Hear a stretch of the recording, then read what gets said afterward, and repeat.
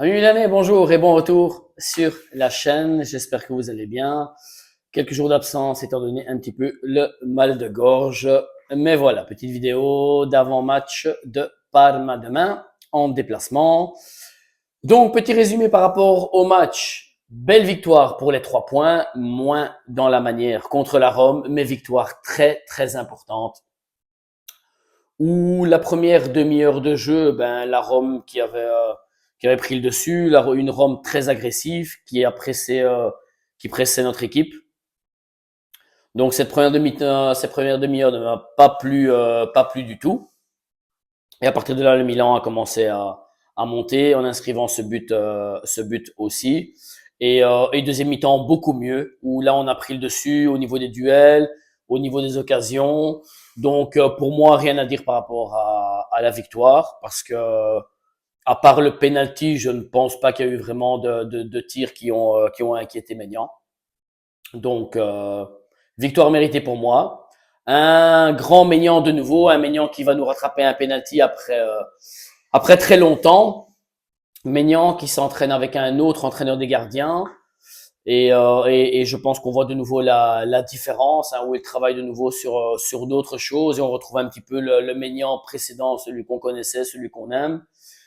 Et celui que j'espère qu'il re-signera son contrat aussi, même si je jette la faute aux dirigeants, parce que Fodlan, il lui avait donné sa parole, où ils avaient trouvé un accord, je rappelle, pour un contrat de 5 millions plus bonus, 5 millions et demi plus bonus, et où Monsieur Foudlan a retiré sa parole étant donné quelques prestations en dessous de Maignan. Donc voilà, j'espère quand même qu'ils pourront retrouver un accord de ce côté-là.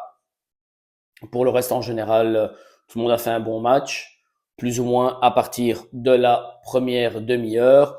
Fofana qui rate énormément. Bon, c'est beaucoup de ballons récupérés, mais une fois qu'il arrive près du but, c'est très difficile de marquer avec Fofana. Je ne sais pas où Allegri lui demande de marquer entre 5 à 10 buts sur la saison. Je ne pense vraiment pas qu'on y arrivera. Donc voilà, Jiménez qui fait déclaration qu'il a un problème à la cheville qui dure depuis des mois. Pour moi, c'est peut-être une justification pour ses prestations qui, pour moi, sont vraiment en dessous. Et personnellement, je m'attendais beaucoup plus de lui, beaucoup plus de buts, ayant vu ses prestations à Feyenoord, que ce soit en championnat ou en Champions League. Donc, déçu de ce côté-là au niveau de Jiménez. Donc, ce week-end, à mon avis, on partira avec Nkunku et Leao devant. Leao qui a fait quelques très bonnes phases dimanche contre la Rome et on voit rien à faire que quand, même si je suis le premier à critiquer Leao pour son comportement tout au long d'un match, mais quand Leao s'allume et qu'il déborde sur le flanc, c'est le Leao qu'on connaît qui est dangereux. Donc peut-être qu'Allegri devrait revoir un petit peu sa tactique et lui laisser plus d'espace et d'aller se déporter sur ce côté parce qu'on retrouve un Leao beaucoup plus dangereux de ce côté-là et non pas dos au but où là il a des difficultés parce que ce n'est pas un numéro 9.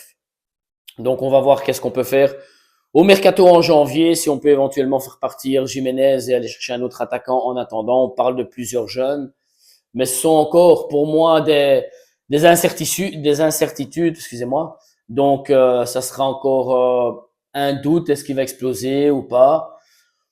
Pour moi, j'espère toujours dans une offre envers Vlahovic, ou pourquoi pas aller chercher un Keane à la Fiorentina, ou Castro à Bologne, qui est aussi un très bon attaquant, un vrai numéro 9, et qui pourrait être plus apte au jeu d'Allegri parce que Jiménez ne l'est pas. Donc la composition pour demain devrait être quasiment identique, à part la récupération de Tomori, normalement, même s'il a encore quelques petites douleurs, mais qui apparemment devrait récupérer. Donc Maignan, Tomori, Gabbia, Pavlovic. Au milieu, Fofana, Modric et Ricci à gauche, ou peut-être Loftus-Cheek, on verra. Yachar qui aura une semaine d'entraînement en plus dans les jambes et dont j'attends impatiemment son retour sur le terrain parce que c'est un joueur qui m'intrigue et que je suis persuadé qu'il rentrera dans cette équipe titulaire. Pour moi, personnellement, je vois un milieu de terrain avec Modric, Yachar et Rabiot. Donc, on verra ce que ça donne dans les prochains jours. Convocation de Pulisic qui est de retour, qui s'entraîne dans le groupe et ça c'est une très grosse nouvelle parce qu'on sent vraiment le manque de Pulisic et de Rabiot. Donc Pulisic, accord trouvé avec la fédération américaine pour ne pas le faire partir avec eux pour les matchs d'équipe nationale, et ce qui pour moi est tout à fait normal parce que ce soit lui ou Rabiot se sont blessés en équipe nationale et on les a perdus pendant plus d'un mois et on en a vu la différence, on en a payé les pots cassés, donc pour moi c'était très normal, très juste que Pulisic reste à Milan ces 2 semaines pour pouvoir trouver la condition et revenir au top contre l'Inter, le derby du 23 novembre, je le répète. Rabiot, Deschamps qu'il avait convoqué d'abord, mais à mon avis, personnellement, je crois que le Milan a fait le nécessaire pour ne pas le convoquer contre le Parme, pour ne pas qu'il puisse être convoqué en équipe nationale, malgré que le joueur poussait pour revenir déjà ce samedi contre le Parme, hein, et au moins on puisse éviter sa convocation. Et de fait, après l'équipe de France, Deschamps ne l'a pas convoqué, mais je suis persuadé qu'il y a eu quelque chose qui a été fait de ce côté-là pour pouvoir le retenir et donc ne pas le convoquer demain contre Parme. Mais pour moi, ce n'est pas une mauvaise chose pour qu'on l'ait au top dans 2 semaines comme Pulisic contre l'Inter où là ce sera très important de faire résultat. Donc, et devant, à mon avis, le duo Nkunku qui va tourner autour de Léao, ce sera un couple qui donnera pas de points de référence à cette défense du Parme, où là il va falloir aller prendre 3 points absolument. On a recollé ce haut du classement à un point du Naples, donc il faut prendre absolument les 3 points à Naples demain soir pour arriver en haut de classement contre l'Inter dans 15 jours, donc le 23 novembre. Voilà au niveau des nouvelles, on attendra une nouvelle au niveau du mercato, il n'y en a pas plus que ça, on attend toujours un défenseur au mois de janvier. Espérons qu'on fasse aussi quelque chose devant.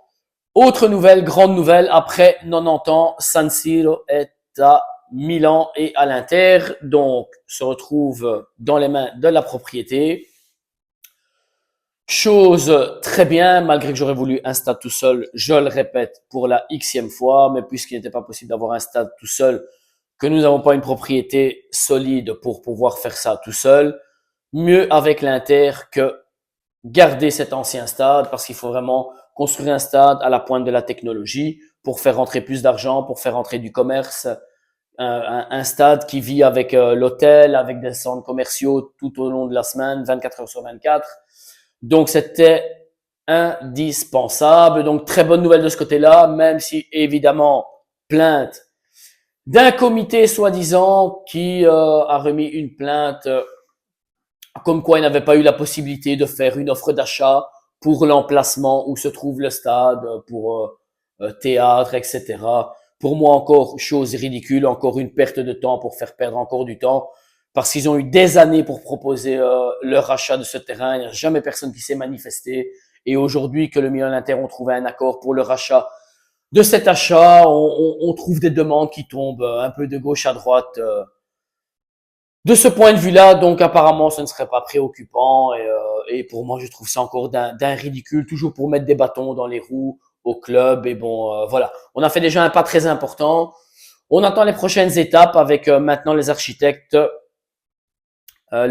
qui sont en route pour proposer ce projet au niveau design, etc. Manica et Forsch, je ne sais plus exactement le nom de l'architecte. Et donc, on attend des nouvelles de ce côté-là, espérons qu'on va avancer au plus vite de ce côté-là. Et au niveau société, les nouvelles seraient toujours les mêmes que la semaine dernière, que Cardinal voudrait liquider Elliott. Et donc, qui dit liquider Elliott, dit liquider Furlan, celui qu'on attend pour la plupart des supporters dehors de ce club. Furlan, qui est un personnage exécrable, que je ne supporte pas et que la plupart des supporters ne supportent pas, qui a fait partir Maldini. Donc, pouvoir liquider Elliott serait une très grande chose, même si on parle de Steinbrenner, le propriétaire des Yankees, qui n'a pas vraiment de bons résultats au niveau sportif avec, pas comme son père l'a fait pendant des années où les Yankees sont devenus un icône au niveau de marque internationale, mais qui a fait exploiter énormément au niveau argent ce club. Donc, mieux avoir une famille qui rentre dedans comme ça que continuer avec Elliott de payer des dettes et des intérêts toujours à Elliott. Donc pour ma part, même si ce n'était pas ce que j'attendais, mais mieux avoir une nouvelle famille, même si c'est la propriété américaine. Et donc moi, j'aurais toujours espéré des côtés plutôt qatari qui fassent un investissement mais qui n'arrivent pas. Donc mieux ça que continuer de la manière où on l'est.